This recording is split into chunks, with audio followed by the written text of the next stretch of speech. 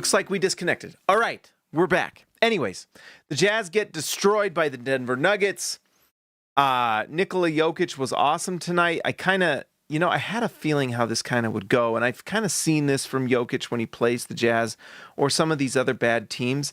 He kind of has this way of just kind of wanting to get through the game, and he's just going to let other players get their points, and he's not too worried about scoring. It really feels like Jokic when he's up against the best, or when he's going up against a team that's really a team he wants to beat or has to really take it to another level, that's when he scores.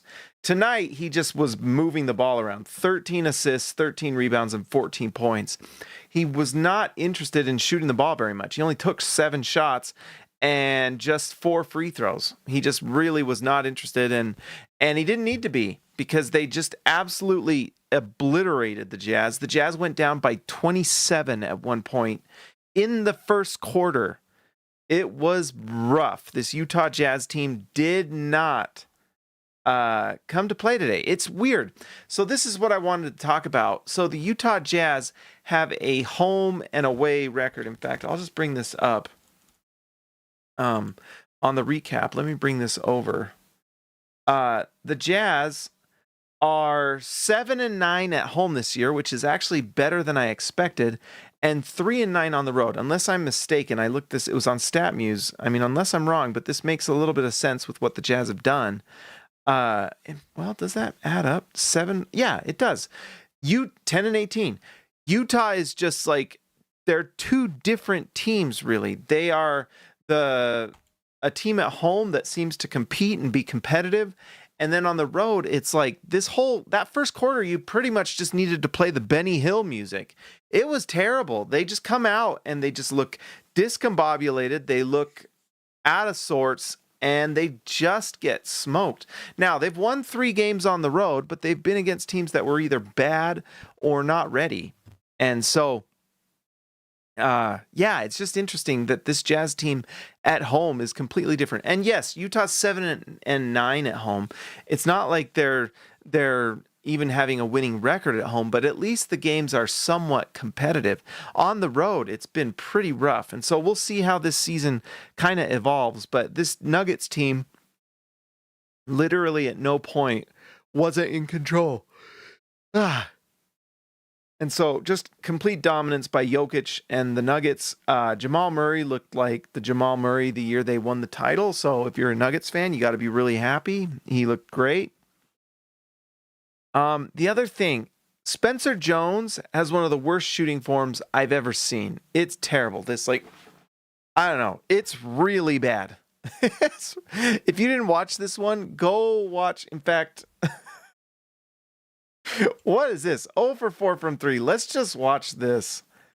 How are you in the NBA and shooting like this? What the heck? The juice is flowing early for Freaking Nikola. junior high Jokic type 3-point percentage. This is just terrible. Has it taken away. Okay, there he is right there. Murray's on the run. What is that? All right, here we go. Jump shot, missed. Corner 3, don't worry, don't need to guard him. Here we go. Why is he leaning right? I guess if we were going to say his political stance on things, does he lean right? I don't know. He leans right, ball goes left. Pretty bad. Anyways, I just had to make a comment on it. It offended me how bad he shoots the ball. It was offensive to my eyes, and I hated it. All right, the Utah Jazz. This may not be a long one tonight. Svi Mykhailiuk, there's one thing he does well, and that's shoot the 3. When he gets catch and shoot threes, shoots them in rhythm, he knocks them down. He's proven to be a good, veteran shooter that can just knock down shots when he needs to. Outside of that, not so much. There was a couple plays Svi had where it was like, cue the Benny Hill music. It was not good.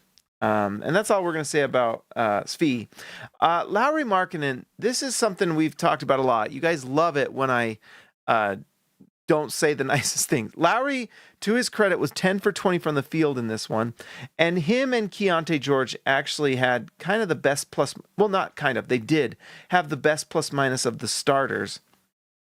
And we're really kind of the only players really kind of keeping Utah in this. Ace Bailey struggled to shoot the ball, which is just understandable. That's what's going to happen with rookies. But one thing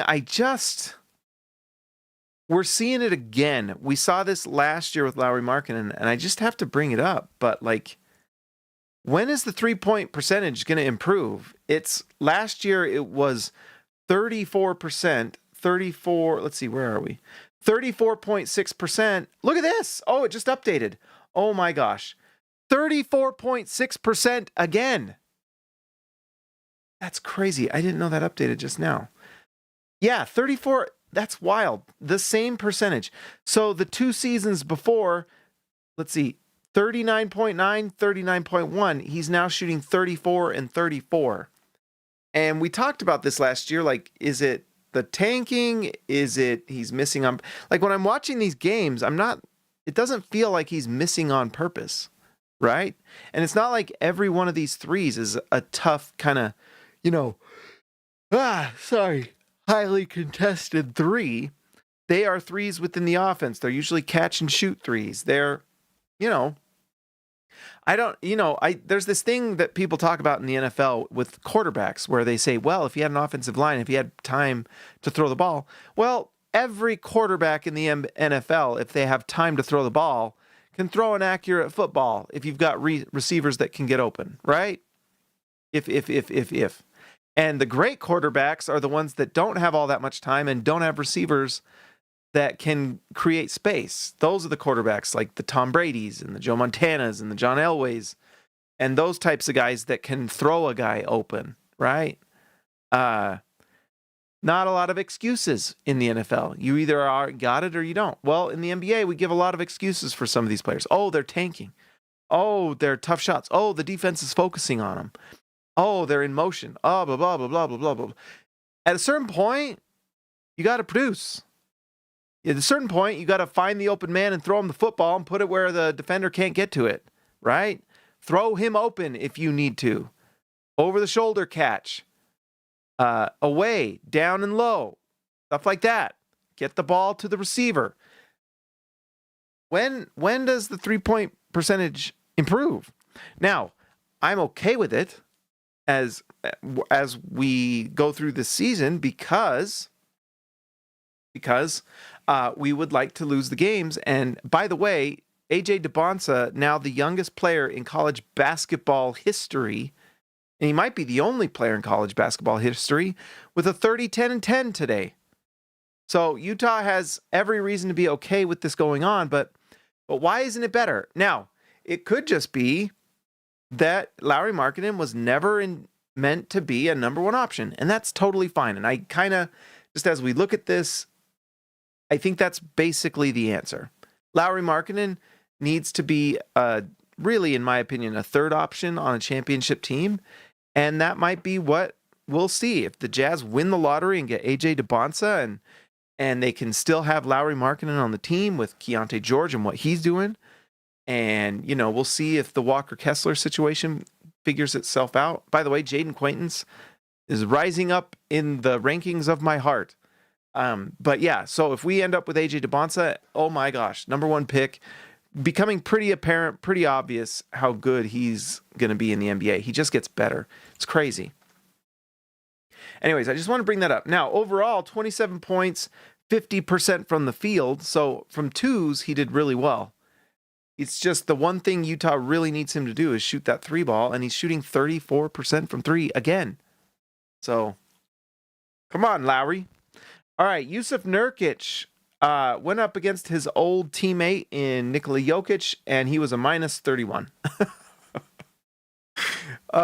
Pretty rough. He got eaten alive by Mr. Jokic, but it's okay. A lot of players do. He still managed to put up 17 points, 14 rebounds, and 6 assists. It's just a reminder that defense also matters. Ace Bailey, like we mentioned, the shooting struggles were there today. He's kind of hit a little bit of a slump recently. I'm I'm not too worried about it because it's a rookie that's figuring his way out and he just needs more reps. This is good.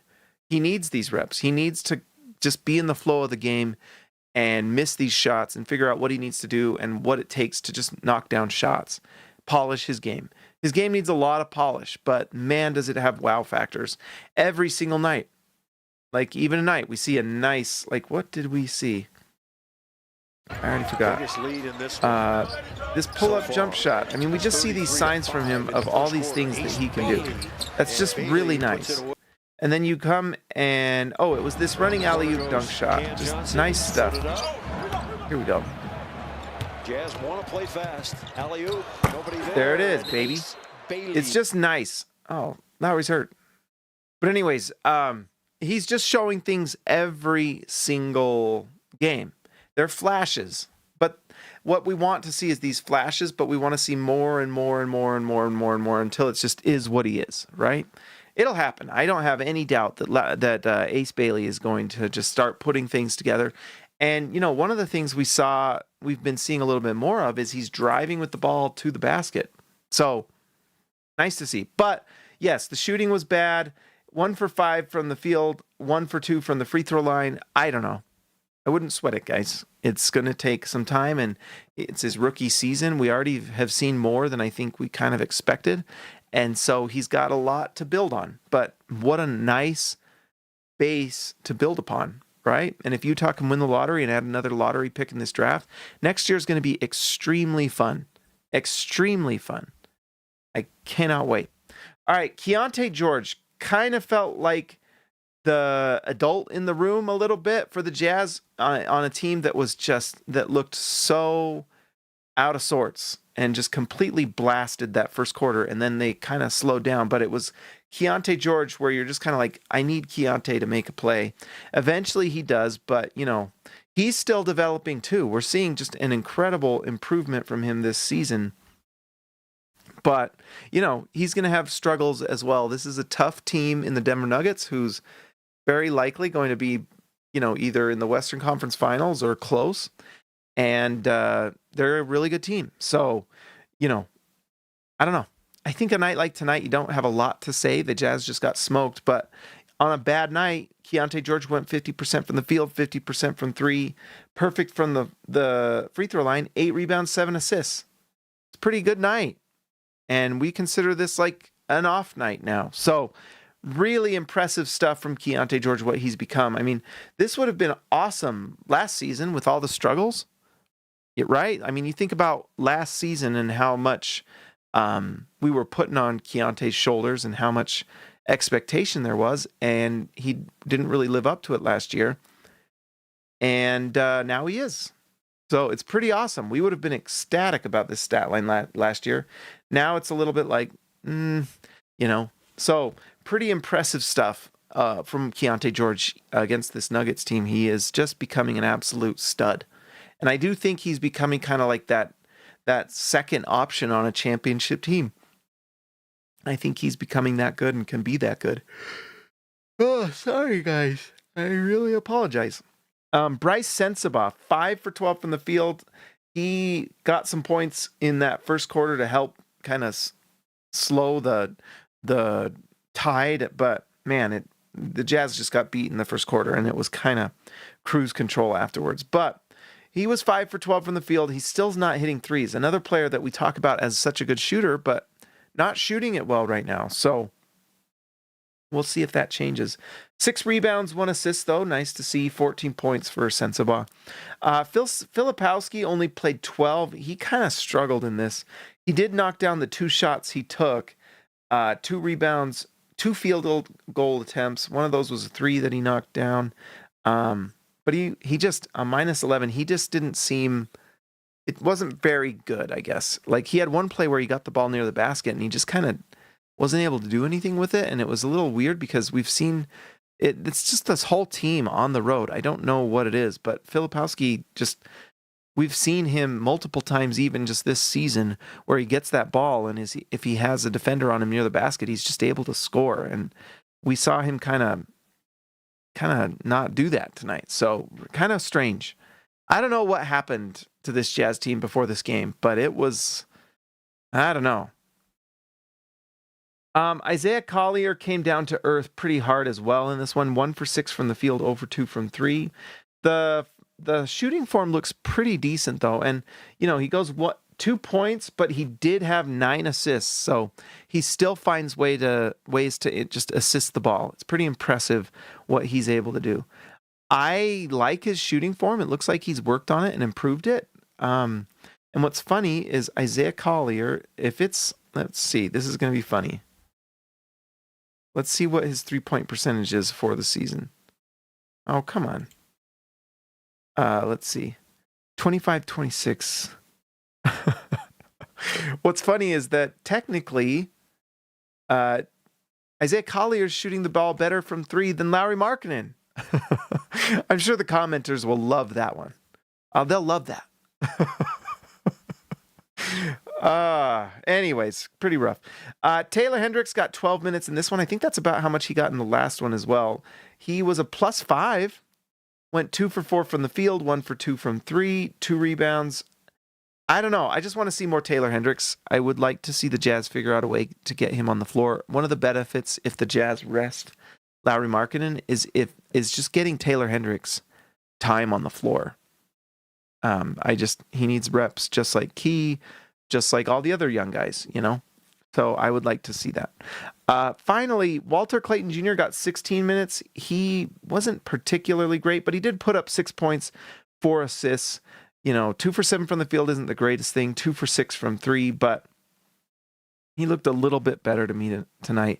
And then Cody Williams went 8 minutes, just an assist and a rebound. He does defend, though. He was a -1 in those 8 minutes, but he does defend. And I don't know. We had that one game, a few games ago where he literally helped the Jazz. I mean, he was the difference in the win against the Mavericks. And I think we're seeing a little bit more confidence from him. Although tonight he kind of had one ball that went through his hands in the sideline and turnover and just looked a little deflated. So, we want to see that aggression from him because, we've kind of seen signs of what he could be. And he's just got to believe in himself. I think he can get there. That game, that little stretch that he had against the Dallas Mavericks was so good that it changed my opinion. It's like you sometimes will see a stretch or a segment and it's like, well, it's kind of a fluke. It was like 3 or 4 plays in a row and you're just like, holy cow, if he can just play with this type of aggression. I don't necessarily need him to be anything more than just kind of a backup player. But if he plays with aggression, if he can eventually become just a really nice defender and a guy that can hit those threes, then that's great. We'll see. If he can consistently shoot the 3 better, he becomes... It's like we said with Keyonte, and it's different than Keyonte. Keyonte is a much more skilled player. But it's not far from Cody Williams being a very productive NBA player, or at least a impactful NBA player, if he can just hit some threes, right? Because we've seen him defend. I would argue he is one of the best defenders on the team. And he might be the best. I don't know. Who's better defensively? Ace, maybe. Isaiah Collier, maybe. Taylor Hendricks, probably. I mean, Taylor Hendricks, although Taylor Hendricks has struggled a little bit this year defensively. He had a nice moment or two tonight. But, Cody Williams is at least top 3 defender on this Jazz team.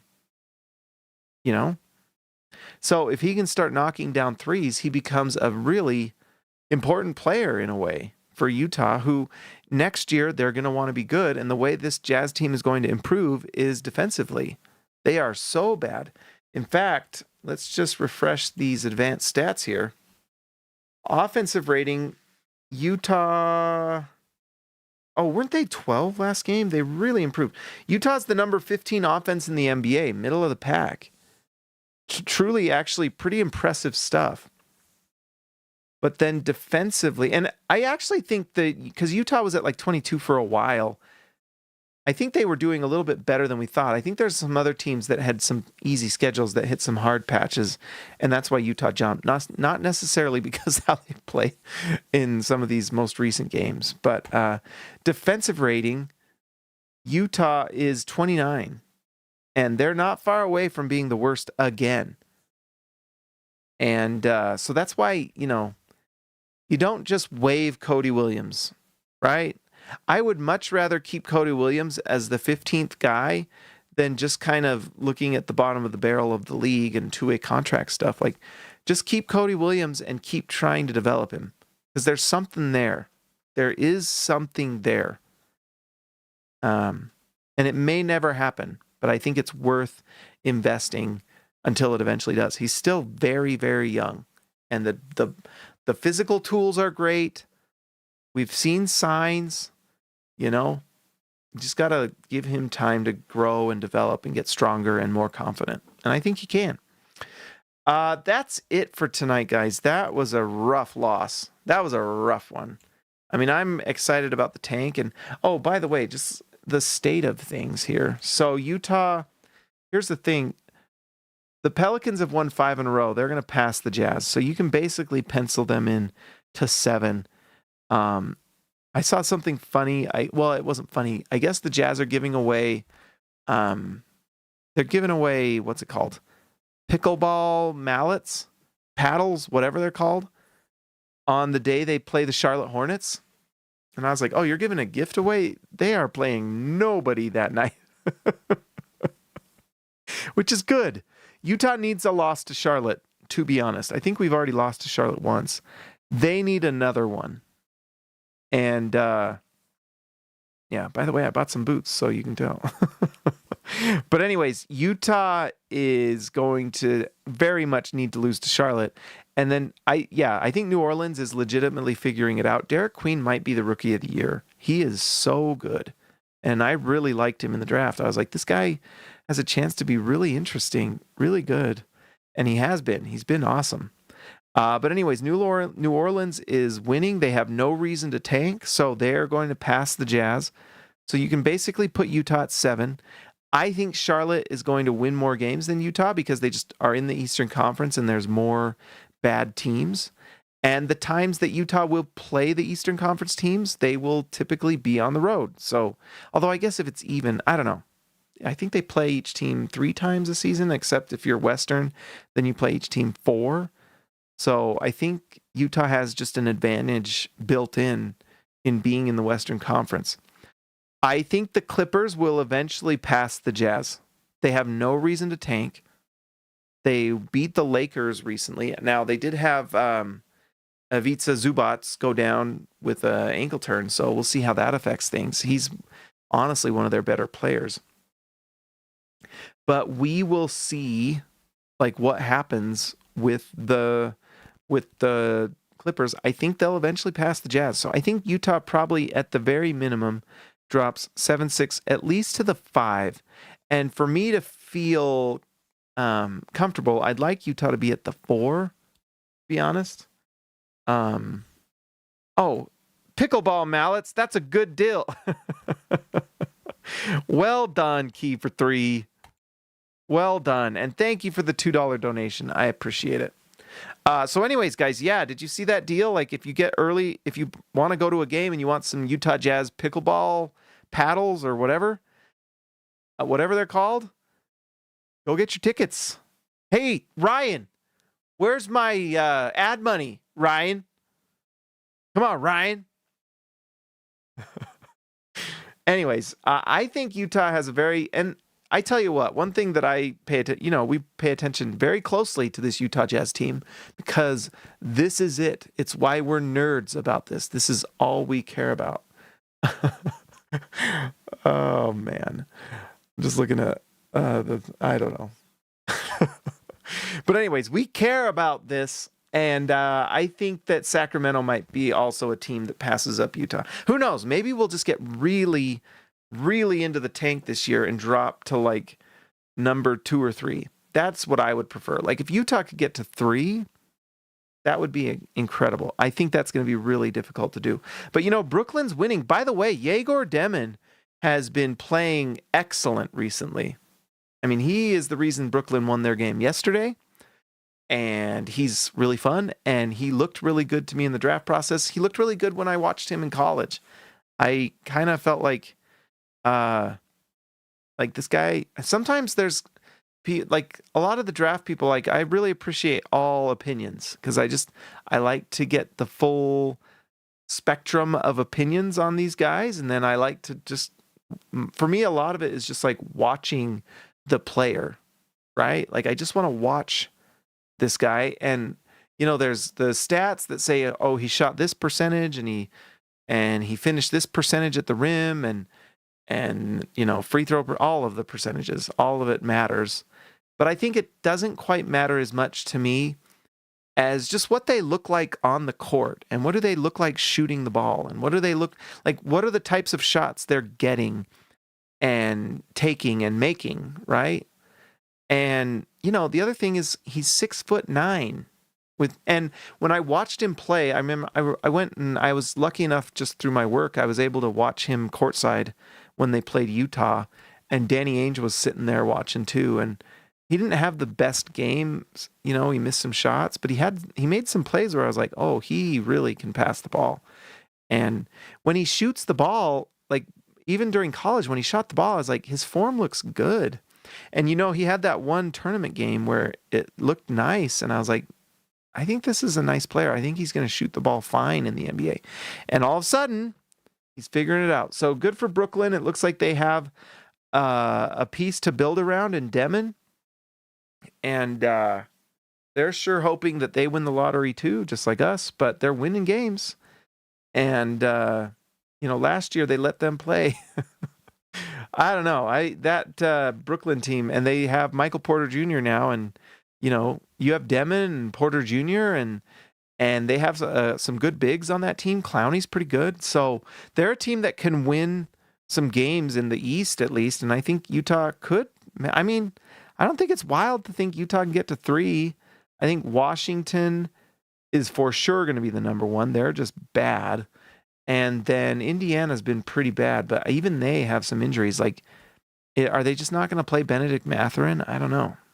So I think Utah has a legit shot to just get to 3, but it's going to take a lot of tanking. And they play tomorrow against the Memphis Grizzlies, who are also going to be playing tomorrow. After having both the Jazz and the Grizzlies tomorrow, will be playing on the back end of a back-to-back. But it's in Utah.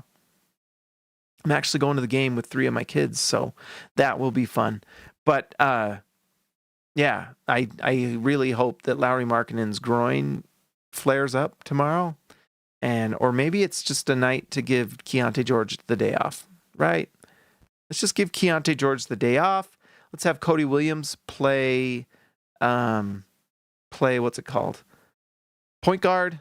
And let's just see how things go. Hopefully John Morant doesn't play because he's pretty bad at this point. Like, Utah beat them last time and they barely beat them. And John Morant was horrible. The guy is just not that good anymore. So you got to be careful. When it's time to make the trade, you got to make the trade. And Utah did the right thing when they traded Donovan Mitchell and Rudy Gobert. Things are already panning out. By the way, speaking of that, like, Utah won the Minnesota Timberwolves trade, I think. It was looking a little bit there like it wasn't going great. And Rudy and the Wolves have gone to the Western Conference Finals, so they're pretty happy, I think. But Utah got Walker Kessler and Keyonte George already out of that trade. Already. And we still have, like, picks coming. So 2 more, I believe. The other one to watch is the Donovan Mitchell-led imploding Cleveland Cavaliers, who almost lost today. So, in fact, this is just tank time right now. But see, look, Pelicans beat the Mavericks. Utah's got to hope that the Mavericks just keep winning, at least at a better pace than we do. And then Grizzlies lost today. In fact, I kind of want to see here. Yeah, they played their guys pretty good amount. So Jaren Jackson Jr. played 31. He didn't play well, but this is against the Oklahoma City Thunder, so not a surprise. Jock Landale's pretty bad. Cedric Coward is also making a case for just some... And then maybe Cam Spencer can absolutely light up the Jazz, right? He's been kind of really good for them quietly. Maxence Prosper has been pretty decent for them as well. That was kind of nice, although I don't know. I didn't watch this game, so... Anyways, we're playing them tomorrow. I hope we just rest Keyonte George. I'll be honest. It actually wasn't a very successful tank night for the Jazz, except for the Pelicans winning and Utah themselves losing. So that was successful. I was really hoping, this is what I was talking about, is the Hornets almost beat the sucky Cavaliers. This Cavaliers team, guys, they are booty. In fact, let's just see where they are, because I think they got broken in the playoffs last year. And surprise, surprise, a Donovan Mitchell-led team is imploding again with bad vibes. And all the reports of Garland wanting out, basically, again. Oh, my gosh. Key for 3 at PG. Thank you for the donation. Cody for 3 at PG. Tank now. I agree. Let's just get to 3. Force ourselves to a minimum at least the 7. And that would be incredible. And guys, I just have a good feeling about this draft, like this lottery night. I just have a good feeling. I don't know if you guys do, but I don't want to jinx it, although I can't jinx it. I have no power here. But where are the Cleveland Cavaliers? Let's just find them. Where are we? Okay. There we go. They are number 10 in offense, and they have a talented roster. And they're in the East. Apparently, they're going to start, their schedule gets harder now, too. Defensively, 16. So they're just very average, and their record just kind of shows it, 16-14. Cleveland's right here. We are really rooting for Miami to keep winning. We need Golden State to keep winning. But more than that, guys, we all have got to become, and by the way, everyone needs to be an Atlanta Hawks fan, every Jazz fan, every NBA fan, because we cannot give the San Antonio Spurs any more lottery balls ever again. Their voodoo magic, I hate it. They just win the lottery every year. It's annoying. So Atlanta, 2 things, Atlanta Hawks. Call upon the spirit of Dominique and start winning more games. It's funny that, like, Trae Young comes back, and look at this, lost 3. Not a coincidence. Trae Young sucks. And anyone who told you we should trade for Trae Young, tell them that they are incorrect, because when Trae Young got injured, they started winning. And sometimes it's just as simple as that, because like always, same reason Utah's losing games, defense matters. And Trae Young is terrible on the defensive end. He's just not a winning player at this point. He's just not. I don't know. So anyways, we need Trae Young to be traded to like the Sacramento Kings or something like that. I think that's a trade that we absolutely got to do. Or that they should do. Sacramento, I would love to see Atlanta do something like that. Get rid of Trae Young. It's Jalen Johnson's team, and I think they'll be better. And I think if Atlanta and maybe Chicago, who, look at that, they've won 3 in a row, maybe these 2 teams can pass up Cleveland. Miami's a good team too. So Miami's really slumping. I haven't paid attention to this. Look at that, 2-8. Sheesh. Atlanta 3-7. Go away, Trae Young. Anyways, that's what we're rooting for, because can we get Cleveland into this lottery, and can we get their lottery balls too? That's one thing I'm watching as well. Every night, the pettiness. Mother Burger, welcome. Are we happy the Jazz are bad again? It's like, I wrote about it in the thing, we've talked about it a little bit. The Jazz are bad on the road. It's weird. They've won 3 games, but overall, the Jazz are very bad on the road. And I guess a 500 team at home. Well, they're 7-9, so they're not even that. But Utah, I don't know. Yeah, I don't know. I think Miami's going to here's the thing is, Cleveland can't really do anything to improve their team. They are over the apron or whatever it's called. They can't like combine salaries, and the guys they have are expensive, and they're built around those 4 guys. Like, what are they going to do to actually improve things unless they just trade off like Jared Allen or Darius Garland? Like, does Darius Garland want to go to the Kings? I don't know if the Kings trading Darius Garland to Sacramento for what's it called? Zach LaVine? Does that make the Cavs better? Maybe. It's just basically at that point Donovan Mitchell and others. But yeah, I don't know. But anyways, I'm really excited about the downfall of Cleveland. I have hoped for the downfall of my enemies, and I am enjoying watching it. Is there anything better than that? Really, truly, is there anything better than watching your enemies crumble and fall and lose? I don't know. I don't really think there is anything better than that. Well, there are things better than that, but for those of us who don't have a lot in the sports world, especially as Jazz fans, I do enjoy watching the downfall of the enemies of the Jazz. It is satisfying. It is great. It's like Gaul watching the downfall of Rome, right? I'm sure they enjoyed it. They were like, take that, buttheads. All right, let's see. What's next? Oh, yes, music is next, and Tankathon, because things are going well. The vibes are solid. Utah's at 8. If the lottery stayed as it is, chalk, Utah would keep their pick, and that would be successful. So, that's nice. But chances are one of these teams might jump. So Utah needs to make sure they get to 3 to 5 range, and they should be safe. So if the lottery was today, what would happen? Utah loses their pick and gives it to OKC at 9. Rough. Indiana wins the lottery, and OKC gets the number 2 pick, likely Darren Peterson, who seems like a carbon copy of Shai Gilgeous-Alexander. Brutal. Come on, Clippers. Get out of town. And Atlanta gets the number 7 pick. Now, this would give the Oklahoma City Thunder Braylon Mullins. I don't know if anyone's losing too much sleep over that. But they draft really well. I tell you what, if Jaden Quaintance is there at 11, they're picking Jaden Quaintance. That's just an obvious win. I mean, if Utah's at 8 and Jaden Quaintance is there, that is an absolute incredible outcome. I love Jaden Quaintance, guys. 6'10". They don't list here the 7'5" wingspan. And look at this, best rebounder.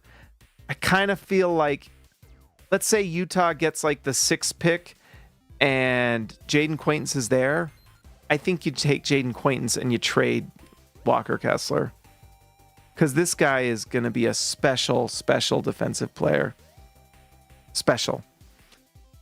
So let's keep hoping this Jazz team improves their standings here. I want AJ DeBonsa on the Jazz like you wouldn't believe. 30, 10, and 10 today. Holy smokes. All right, we got Ryan Edward Perry back, my man. All right, let's give a shout out to the All-Stars tonight. Ryan Edward Perry, the name means king. He is the legend. Jace is the ace Garner.